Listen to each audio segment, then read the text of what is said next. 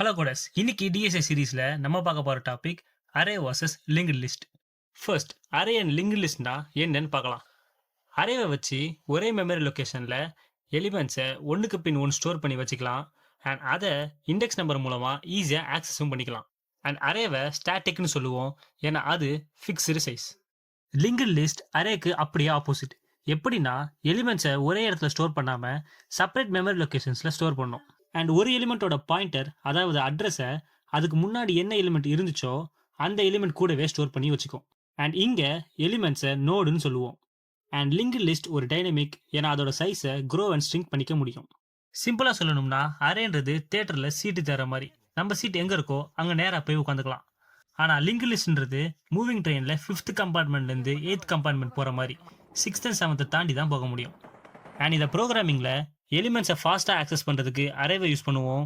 And insert and டெலிட்டை சீக்கிரமா பண்றதுக்கு link லிஸ்ட்டை யூஸ் பண்ணுவோம். ஸோ கோடஸ், எப்பவுமே அரே வர்சஸ் லிங்க் லிஸ்ட் கிடையாது, array and link list. Next ஒரு இன்ட்ரெஸ்டிங் டாபிக்கோட மீட் பண்ணலாம். அண்ட் நீங்க இங்க புதுசுனா மறக்காம கோட் குரல் சேனலை சப்ஸ்கிரைப் பண்ணிருங்க. டாடா.